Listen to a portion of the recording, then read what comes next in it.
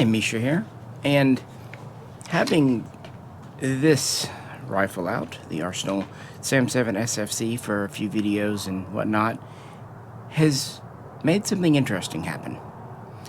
Folks who just kind of see it hanging around always say it looks good, and many say it's one of their favorite looking AKs.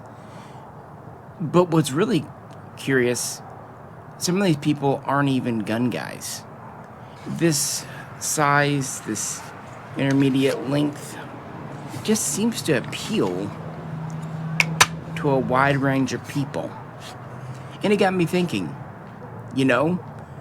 of the guns I own, those with barrels between 12 and 13 inches in the AK category really do tend to be among my favorites too, and the most fun to shoot, most reliable.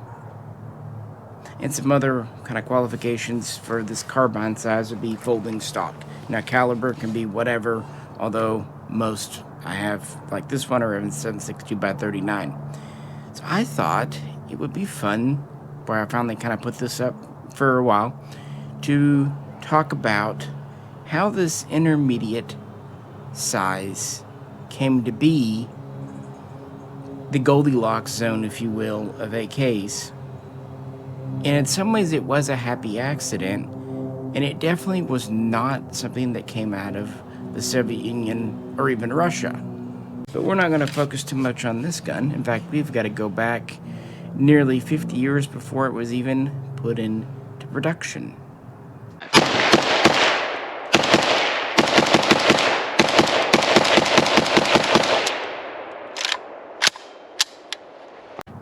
It all started here with the Hungarian FEG AMD 65.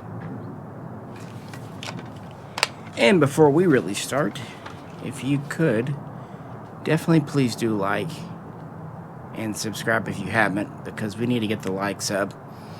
And if you'd like to help support us, you can do a super thanks or go over to Patreon, check that out, blah, blah, blah. Let's dive in. This is a bit of a love it or hate it gun. I've always liked the very skeletal look of the AMD 65. And this was one of the first times a Warsaw Pact nation really did their own thing. Up to this point, everyone more or less went with the Russian plan. There was a little bit of innovation in Poland with like the WZ-60 grenade launching mill guns. And even Hungary with the AKM-63, which was the first to introduce the vertical foregrip and the metal handguard, but it had a 16-inch barrel. Of course, your standard Kalashnikov, depending on your variant, has a 16-and-a-quarter-inch barrel, and depending on the muzzle brake, overall length 30 some odd inches, 36, 37 in that range, and depending again on the exact variant, weights anywhere from 7.5 to 9.5 pounds, milled, stamped, all that good stuff. And for the very beginning of the AK, you had a folding stock, and it was the underfolding stock, kind of based on the MP40. Because mechanized units, mechanized troopers, were very important to the Warsaw Pact, the Combat Doctrine. And Hungary, of course, kind of copied theirs after the Soviets. But around 1964, they decided they needed something lighter and more compact and more handy for paratroopers, vehicle crews, tank drivers, even to use as what we would consider a PDW. So let's start here at this end, because it's actually quite innovative. This is the first side-folding stock for the Kalashnikov to really go into production that I can think of. And it has an internal trunnion here. There's nothing hanging off the back. We have this button down here. It always kind of confused me that it has a screw head on it, but hey, this gun is meant to be light and compact, not exactly attractive. You could tell, very communist era. But I really do like this style. Now, the cheek weld leaves much to be desired, I know, but it is compact, it doesn't add a bunch of weight, and it's very sturdy because it locks inside. So that really does save some weight and length, not having the wood there.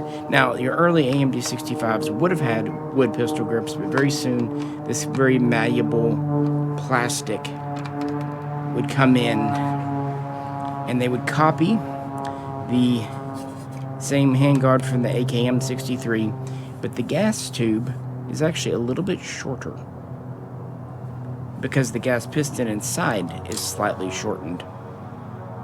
We have a more or less standard gas block here, and then it's right up against a more or less standard front sight base, threaded 14x1 left hand. Shortened cleaning rod under the barrel, no bayonet lug. And now this is the carbine version.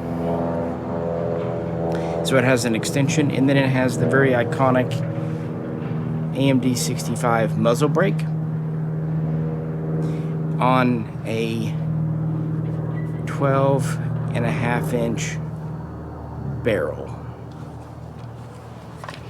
So between the barrel and the stock, we're pretty short.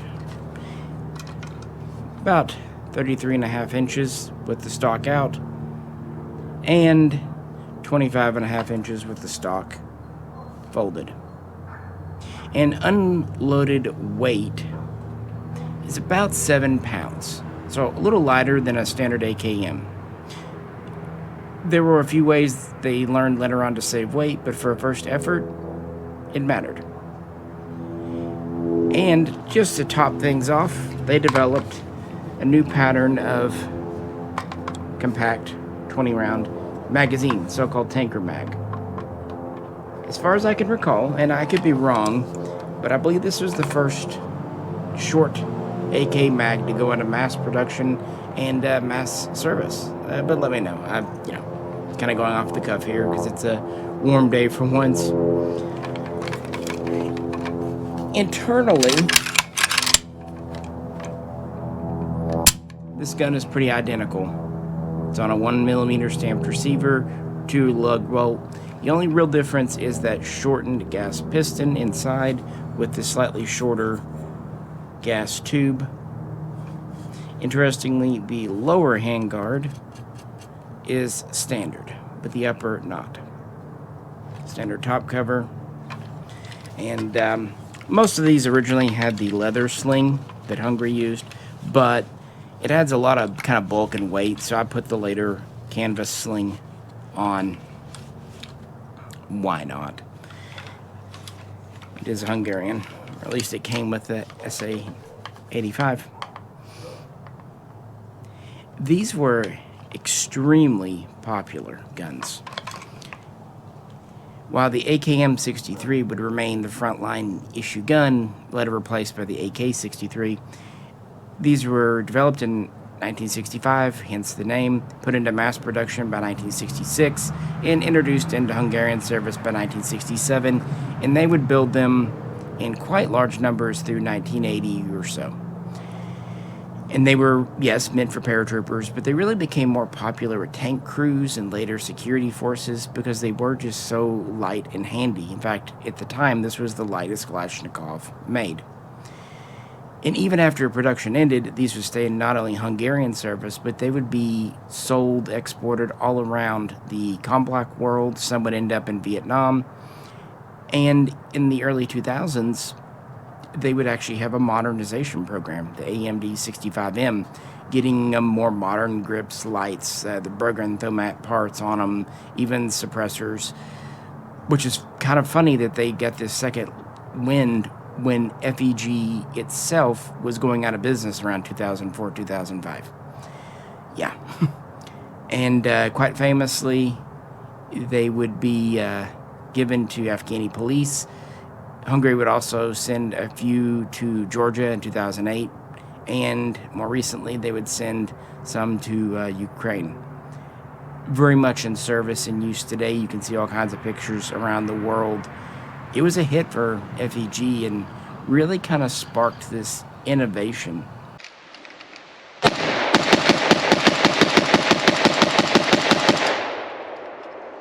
So, what comes next? And I'm going to break one of my kind of rules on this channel. because we have to talk about the Israeli Galil. Although this is actually a South African variant.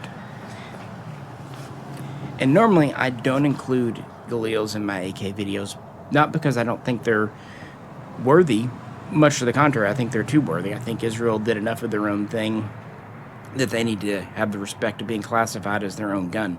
But in this instance, this really was kind of the next leap forward in this intermediate length. Not to belabor the point, but IMI in Israel developed the Galil based on a few things. One were captured AKMs during various conflicts, like the 6 Days War, and also based on the Finnish Valmet. And really just wanting something smaller, lighter, but also just as durable and more dependable than the FAL for the desert use, hence they made their own AK. And this was one of the first versions to be chambered for 5.56 223. Later on it would go from there.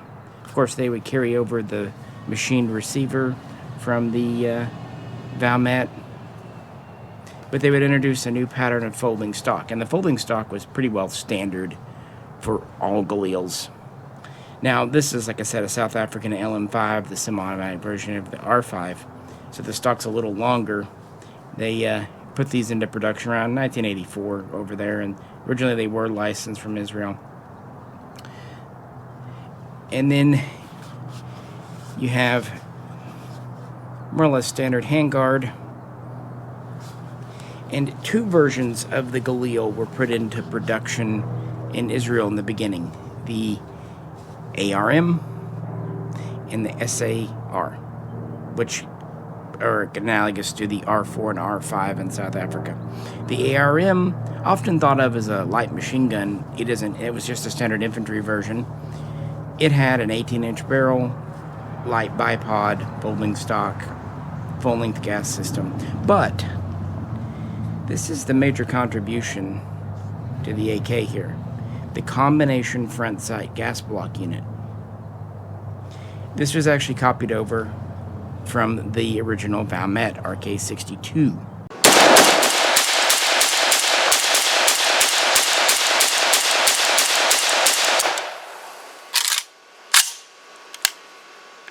The SAR in Israel, they shortened the barrel to just over 13 inches. It's like 13.08 or something. Standard flash hider. They didn't do the big old break from the AMD65, and they did shorten the gas system and thus gas tube a bit, although not so much that it couldn't take standard Galil handguards. And early on, no bayonet lug like the AMD65, although some of the Israelis would have a pinned-on bayonet lug later, but the South Africans, as far as I know, did not. So this let it be pretty compact and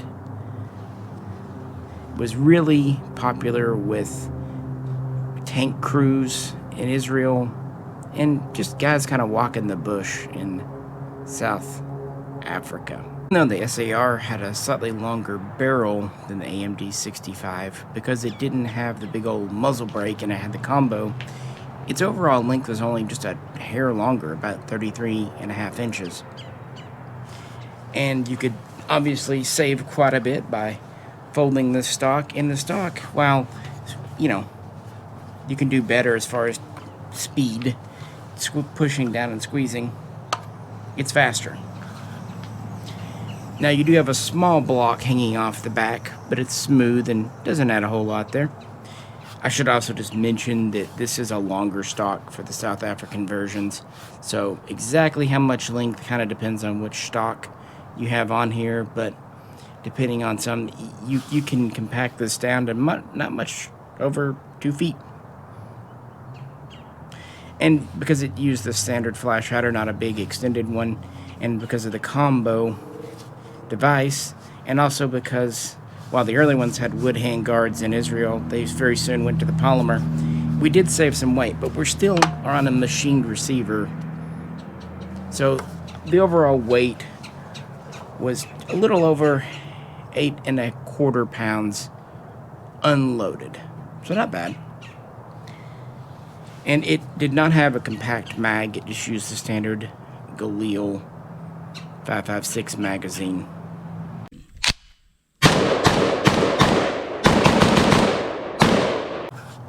Goldilocks style safety, of course, and for the standard short stroke piston, 2-lug bolt. Again, this is a semi only. And what's neat about the Goldilocks SAR, it was introduced right at the beginning of production, right when these were approved around 1972 in Israel, and would be right alongside. In fact, while the ARM wouldn't last all that long in the IDF, the SAR would last till about 2003. Of course, those are usually just backup guns kept in tanks, but hey, it still counts. And in South Africa and other places, these kept on for quite a while. In the mid-70s, right after adopting the new 5.45 AK-74, Russia would take note, but they didn't really focus on the intermediate. Rather, they kind of wanted a submachine gun. This would be the AK-74U, the Krink, with its 8.25 to 8.5 inch barrel and very compact gas system. This had a couple of problems. One, very high rate of fire, tendency to overheat, especially the 5.45. Also, it took a lot of its own proprietary parts. Our next folks didn't want to go that direction, because Romania was next up, and they thought this intermediate notion that was kind of started with Hungary and Israel pushed forward was a pretty dang good idea. Mauser 1063 KR here represents a PM90 short. It's the carbine version of the famous Draco pistol, but it wasn't the beginning. Now, the beginning is what we know as the PM80.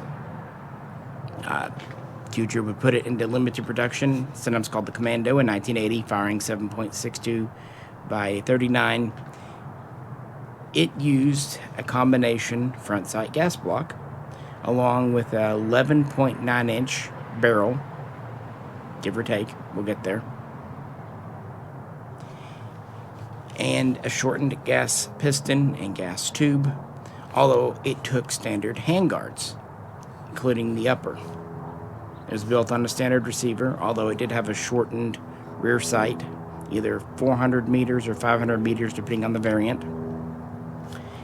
And while this one has the more or less standard crutch wire folder we know and love today, the original PM80 actually had a unique left side folding stock, which was in a lot of ways a underfolder cut in half, because it has a folding butt plate and it has kind of a hollow tube like Romania used on their underfolders. And one of my AK regrets is years ago I had some of those stocks, not the complete guns, from Century, and I didn't end up hanging on to one. They were salt blued, I can tell you that, because they were still salty, but I really wish I did. Likewise, when I had those stocks come in, they also had the unique Romanian tanker mags, 20-round mags.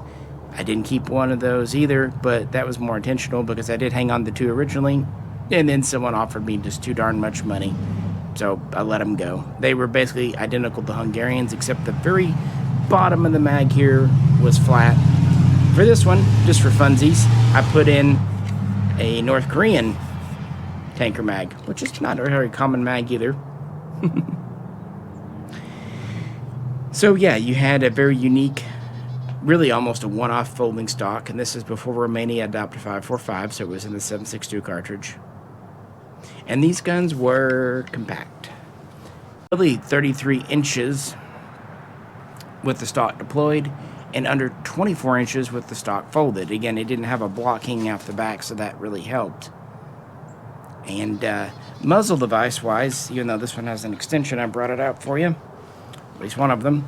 They used a birdcage flash hider. Some of them were more of a straight wall, but the majority you see were conical like this. This is a later production one, but gives you the idea. On 14x1 left-hand threads. gas piston was shortened, all that good stuff. And the handguard could be a few different things. It almost seems like whatever they felt like putting on there. I've seen vertical dongs, I've seen palm swell, I've seen straight, whatever. But these were not built in large numbers, although large enough that we do see them in some photographs during the Revolution in '89. But no, just a couple of years later, Romania gets interested in developing a 5.45 rifle, so 16-inch. This would result in the PA-86. And so the little compact gun was shelved for a bit.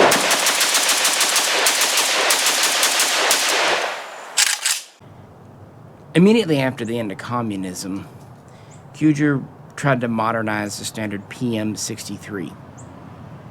They essentially added the right side folding stock from the PA-86, and instead of shipping it with a muzzle nut, they usually added the kind of AKM muzzle brake. This became the PM-90 rifle.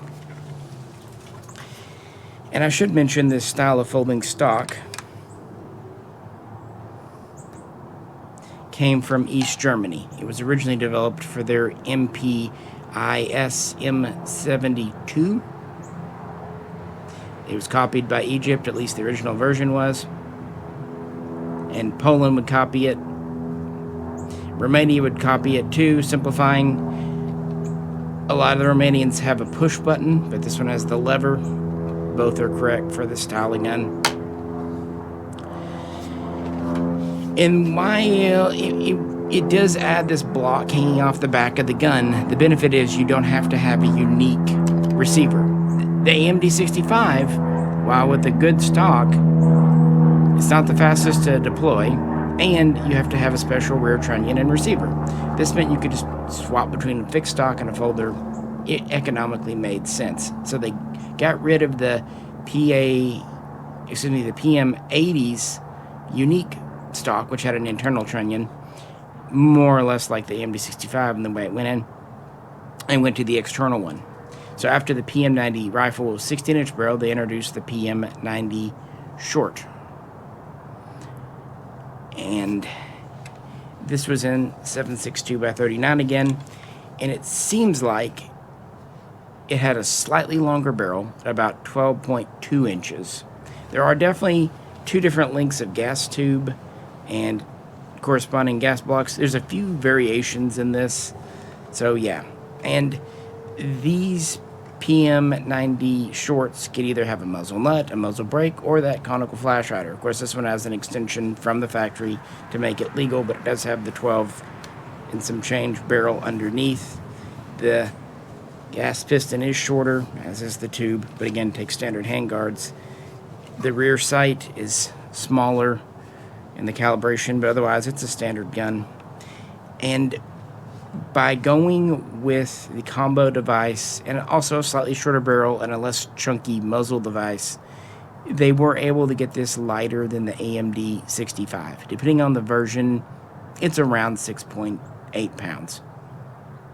And they would also introduce a version in 5.45, usually called today the PM94, but back in the day we used to call it the PA86 short. So either one is an acceptable designation. Kuger designations get kind of weird because most of them come from the factory more than the military itself.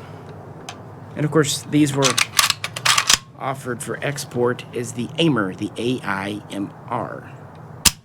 A cool gun, cool variant, very light, quite handy, can be quite compact, and famous today because of all the Draco love in America.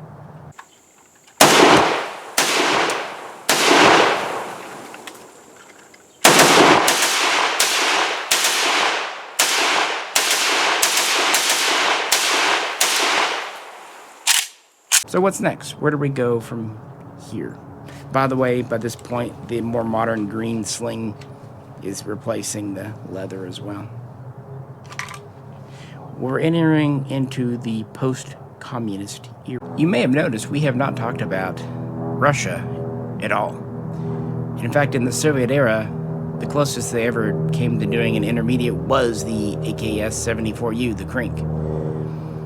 But after the end of communism, and with the ISS factory, Izhmash becoming, more in the commercial market, we end up with this.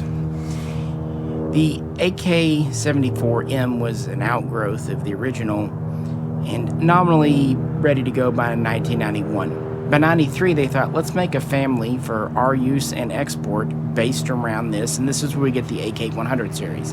The AK-101 was essentially an AK-74M, but in 5.56, and the AK-103 was essentially an AK-74M in 7.62 by 39.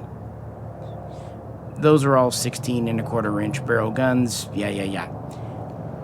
Finally, though, they go to an intermediate here.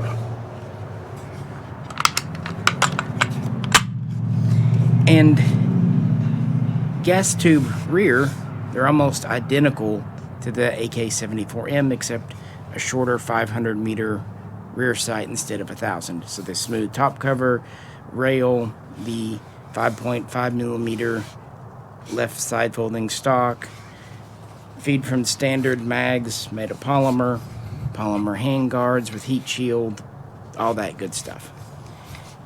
The difference was out here.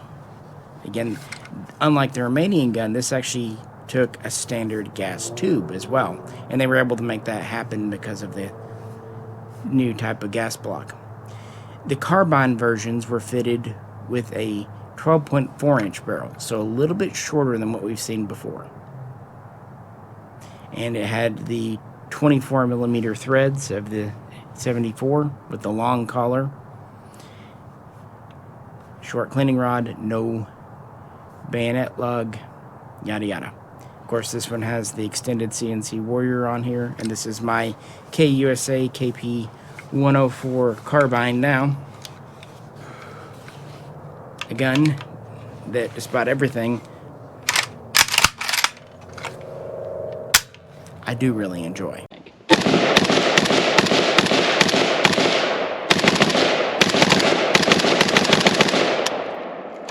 With its short barrel, the overall length is in the 32 and some change inch range, and if you fold up the stock, you're well under 24 inches, making this one of the most compact we've seen so far. It's also one of the lightest at under 6 3/4 pounds, unloaded of course.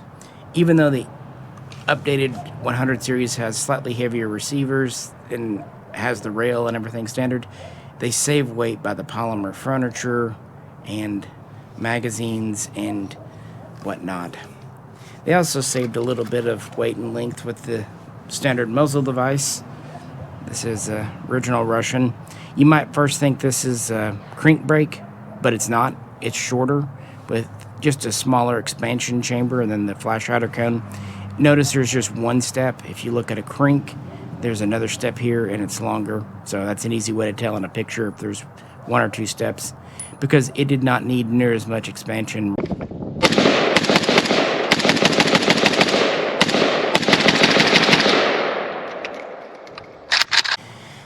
The AK-102 was the 5.56 shorty. The AK-104, of course, is the 7.62-39 shorty, and the AK-105 is the 5.45 shorty.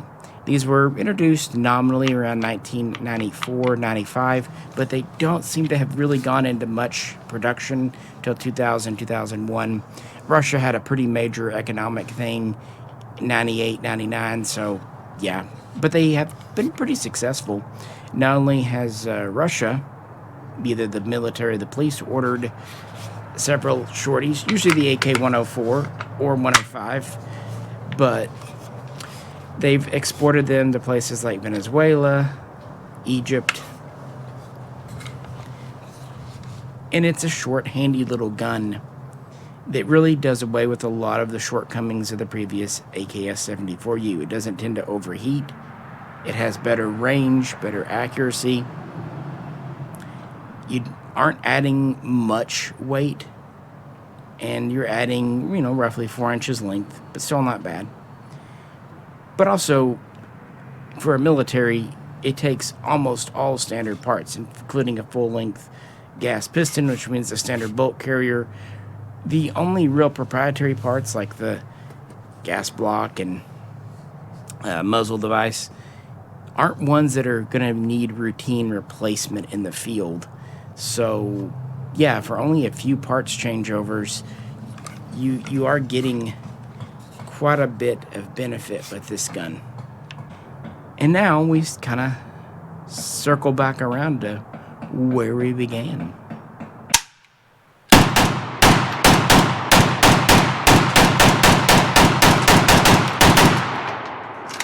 Sometime in the early 21st century, Arsenal really expanded their product line. While they did make some stamped receiver 545 guns in the 80s into the very early 90s, in the late 90s they decided, hey, our thing is going to be our milled receivers. They never did the AKM, as we've talked about many times. They really disliked their AK, the original milled. And they'd already done a little bit to update and modernize it with the press and pin barrel and all that stuff in the late 80s, early 90s too. They pushed it forward with the ARM1, and then that evolved into a whole family. That's where we get the AR-M12F here, which is the carbine intermediate version offered over there in either 7.62 by 39 or 5.56. Not 5.45 though, they don't like that. And for the most part, as with the Russian we looked at, gas tube rear, it's the same gun as an AR-M9F and several others, including the right side folding stock with this block in the back that I've explained why it's there before, and Goldilocks style safety. About the only difference back here is the 500 meter versus 800 meter rear sight. It feeds from standard Arsenal mags. While they did make a compact 5.56 mag, I don't believe they ever made a compact 7.62 by 39. Otherwise, standard handguards and all that. But we get to the barrel, and we have their own unique combination front sight gas block. While very much inspired by Russia and Romania, they machine their own pattern. This also, while it is 24 millimeter, it is short collar, not long collar. Short. Cleaning around all that. The barrel is about a 1/4 inch longer than our Russian gun, at about 12.6 inches. So just a teensy hair longer than the original AMD 65, although still shorter than the Goldilocks SAR styles. This gives it an overall length with its stock deployed of about 34.5 inches, depending on exactly what muzzle device we have. And if we folded the stock up, because of this block, it's about 25 inches. So still a little longer than our Russian friend. Weight-wise, it's kind of in the middle. Because of this machined receiver, we have some added weight, and the stock, while it is tubular, does add some weight, although it's very sturdy. But then we save some with the short barrel combo device and polymer furniture. The weight is around 8 to 8.25 pounds, again, kind of depending on exactly the kit. So it's just slightly lighter than the Goldilocks SAR, and roughly a pound heavier than the AMD, and 1.5 pounds heavier than the Russian AK-104. So, you know, right in the middle there. But like all the others, it was designed, intended, marketed towards vehicle crews, maybe helicopter drivers, that kind of thing, or just anyone needing a compact gun, and again, no bayonet lug. And the internals are identical. This does not have a short gas piston, so that's cool.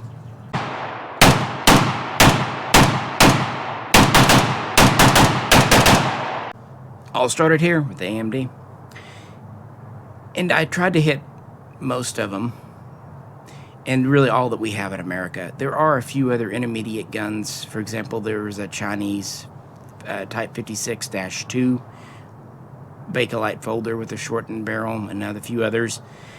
You can debate the East German MPI M74NK. For one, those are never produced in large numbers because they were introduced so late, and for another, finding even replica parts in America is nigh on impossible. Let's try it like this.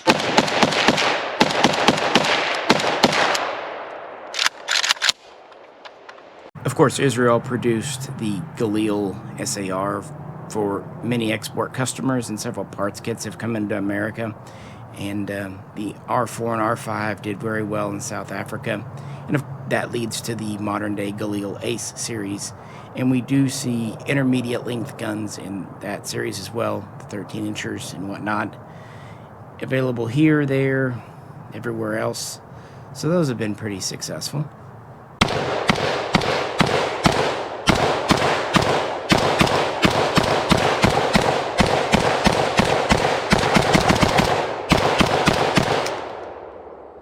And at this point, I'm wondering if anyone has already commented Poland.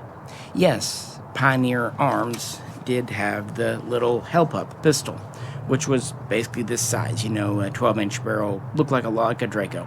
The thing is, that was purely a commercial gun. Poland never had a shorty back in the 7.62 by 39 days. They did develop the Onyx and the Mini Baril, but those were more crink size guns with barrels in the 9 and some change inch range, so didn't include them in this video. If you want to, that's fine, but they're really more of the subcompact size, and the help up was just made for the US market. Not dogging on them necessarily, pun intended there, but they're just a commercial offering.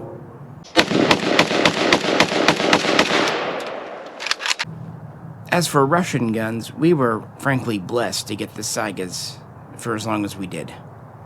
But we never really got a shorty. We never got any Saiga pistols out of Russia at all.